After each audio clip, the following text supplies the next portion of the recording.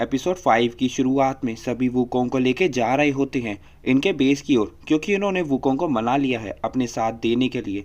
रीना खड़ी होती है और कहती है हमारा नेक्स्ट स्टेप है मदरशिप के ऊपर लैंड करना अपनी एबिलिटीज की हेल्प से, और तुम में से सिर्फ क्यांगवे और वुकोंग ही उड़ सकते हैं। वुकोंग कहता है तुम हो कौन आखिर? रेना कहती है तुम्हारी टीम लीडर। वुकोंग कहता है मेरा कोई टीम लीडर नहीं है, मैं सिर्फ अपने अंदर बसे लॉर्ड बुद्धा को ही सुनता हूँ। पायलट कहता है आगे हम चेक पॉइंट पर, अब निकलो सब प्लेन से। रेना सबको जंप करने का कहती है और सभी एक एक करके जंप करते हैं। श्याओ वुकोंग को देखता है कि रेना उसे नीचे गिरा देती है और वुकोंग को पकड़कर कहती है कौन कर्मी। शायद सबटाइटल डालने वाले ने यहाँ गलती की है, अगर नहीं तो ये अडल्ट जोक क्यों मार रही हैं ऐसी सीरीज में। फिर दोनों साथ में जंप करते हैं, सभी अपनी एबिलिटीज का यूज करके शिप पर लैंड करते हैं, बस कुछ को छोड़कर। श्याओ सही सलामत आ जाता है कि वुकोंग गिरता है और कहता है ऐसे क्या देख रहे हो, तुम्हें दिखाई नहीं दे रहा कोई मेरा ध्यान भटका रहा था। वुकोंग कहता है आखिर कौन कर्मी का क्या मीनिंग होता है?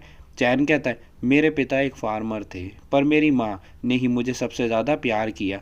वुकोंग कहता है जो पूछा है वो बताओ बस, और चैन हंसता हुआ चले जाता है।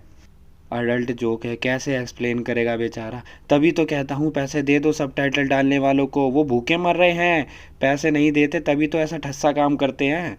मैं बता रहा हूँ अगर इस सीरीज़ का राइटर मेरे हाथ लग गया तो बंद कमरे में इतना टॉर्चर करूँगा कि हर कन्वर्सेशन में नशे क्यों करता है, सीधे मुंह कोई बात क्यों नहीं होती।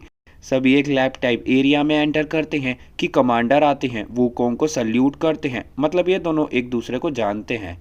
कमांडर कहता है जब से ब्लैक ट्रूप एसोसिएशन बनी है तभी से ही वुकोंग कोई कहानियों में रहने वाला गॉड नहीं रहा, और वुकोंग को उसका आर्मर देते हैं जिसे वुकोंग पहन लेता है। हम स्पेसशिप के अंदर दूसरी इविल सिविलाइजेशन को देखते हैं जो अर्थ पे अटैक करने आई हैं। कहते हैं हमने सोलर सिस्टम में एंजल और गॉड काइल के अलावा भी कोई तीसरी फोर्स डिटेक्ट की है जो ह्यूमन इंटेलिजेंस से रिलेटेड है, पर समझ नहीं आता कि ह्यूमन से रिलेटेड कोई पावर इतनी पावरफुल कैसे हो सकती है, जबकि ये तो अभी प्रू न्यूक्लियर रह रहा है। पर ये कहते हैं कि सेम पावर वाले लोग हमने त्यानहे सिटी में भी देखे थे, पर वो बहुत वीक थे, और ये बात कर रहे हैं उसी अटैक की जिसे रोकने ये गए थे। और ये एनिमी सोल्जर कहता है कि हमें लो एटीट्यूड में लड़ना चाहिए क्योंकि ह्यूमंस अपनी सिटी में न्यूक्लियर बॉम्ब्स यूज़ नहीं करेंगे।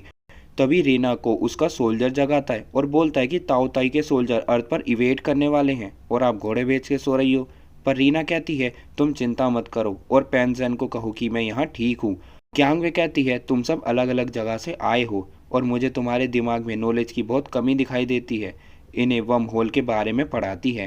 कहती है तुम्हारा आर्मर इतना एडवांस है कि वो खुद डार्क मैटर को कैलकुलेट कर सकता है, पर तुम्हें खुद भी थोड़ा इंटेलिजेंट होना होगा ताकि तुम खुद उसमें पहले मैनुअली इंफॉर्मेशन डाल सको। स्पेस में कई सारे छोटे छोटे वर्म होल हैं जिन्हें देखने के लिए हमें अपने सूट की डार्क मैटर साइट एक्टिवेट करनी होगी, जिससे हम डार्क मैटर की एनर्जी को यूज़ करके चीज़ को एक जगह से दूसरी जगह पे टेलीपोर्ट कर सकें।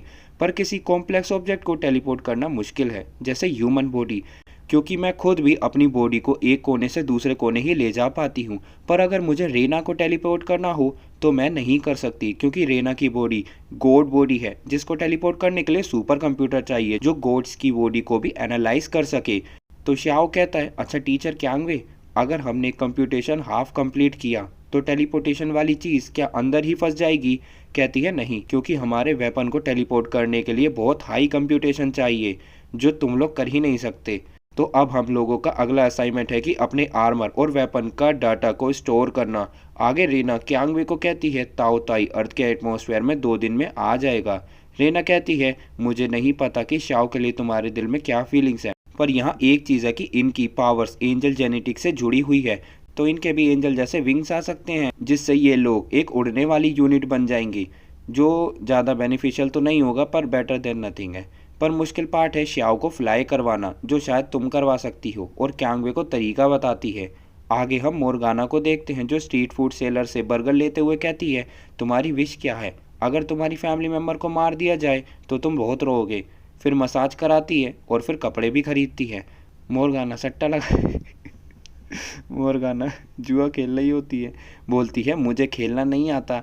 ये लेडी बोलती है कोई बात नहीं, हमें कोई दिक्कत नहीं कि तुम्हें खेलना नहीं आता जब तक तुम पैसे लगाती रहोगी। तभी मोर्गाना के न्यू फ्रेंड का कॉल आता है जो मोर्गाना से पैसे मांगता है, पर मोर्गाना उसे यहीं बुला लेती है। मतलब इतनी पावरफुल डेविल गर्ल का मजाक बना रखा है। ये क्या क्या कर रही है, ये जाके लोगों को काटती क्यों नहीं।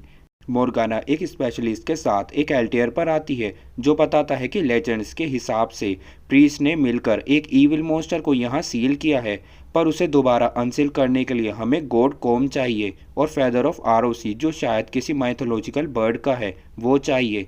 पर मोर्गाना कहती है क्या बकवास है, और मोर्गाना का बंदा बताता है उसे कि वो मॉन्स्टर जिसे हम ढूंढ रहे हैं वो 2600 मीटर नीचे है।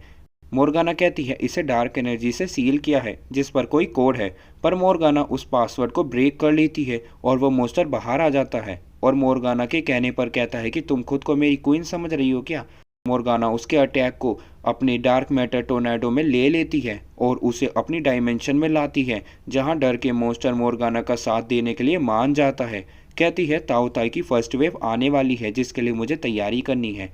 हम श्याओ को देखते हैं जो उड़ने की बहुत कोशिश करता है पर नहीं उड़ पाता। अब क्यांग वे रीना के कहने के अकॉर्डिंग श्याओ के पास आती है और कहती है कि मैं जो करने वाली हूँ उसका ये मतलब नहीं कि मैं तुम्हें पसंद करती हूँ, पर ये करना ज़रूरी है तुम्हें फ्लाई करवाने के लिए। और जाके श्याओ को किस करती है, अरे भाई, जिससे श्याओ उड़ने लगता है। कहती है आखिर ये कैसा लॉजिक हुआ। श्याओ कहता है क्यांगवे मैं तुम्हें भी ये सब दिखाना चाहता हूँ, और क्यांगवे अपनी एबिलिटीज़ का यूज़ करके टेलीपोर्ट हो जाती है श्याओ के पास और अपने आर्मर के विंग्स निकालकर श्याओ को भी ऊपर स्पेस में ले जाती है। तभी श्याओ को उन्हीं इन्वेडर्स की प्रेजेंस महसूस होती है जो अर्थ पर अटैक करने वाले हैं और ये वापस चले जाते हैं जहाँ एपिसोड एंड हो जाता है।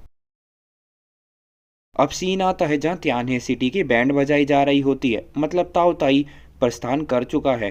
हमारी सस्ती अवेंजर की टीम हेलीकॉप्टर में बैठती है और तुरंत अटैक स्पॉट पर जाने लगती है कि तभी ये देखते हैं कि एक हेलीकॉप्टर ब्लास्ट हो जाता है जिसमें क्यांगवे थी, और फिर चैन का हेलीकॉप्टर।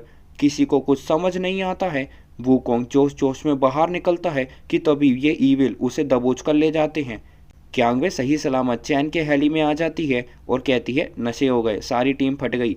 और क्यांगवे हेलीकॉप्टर को ईविल अटैकर्स के मेन एरिया तक ले जाने लगती है कि पीछे से वही अनोन अटैकर आता है और हेलीकॉप्टर डैमेज कर देता है, जिसके बाद श्याओ गिरते गिरते सोल्जर्स के बीच आ जाता है और एपिसोड यहीं एंड हो जाता है। अच्छा, जाने से पहले एक काम कर दो, ये वीडियो पर 1200 व्यूज़ ही क्यों आ रहे हैं जबकि सब्सक्राइबर ही 13,000 हैं। ये बाकी के 11,800 बंदे टहल गए क्या, कहाँ हैं? तो ज़रा यार कमेंट में कमेंट करके बता दो कि कौन कौन ज़िंदा है। कहीं तुम लोग ये एनीमे हुई और क्यूट वॉइस एक्सप्लेनेशन के चक्कर में तो नहीं हो।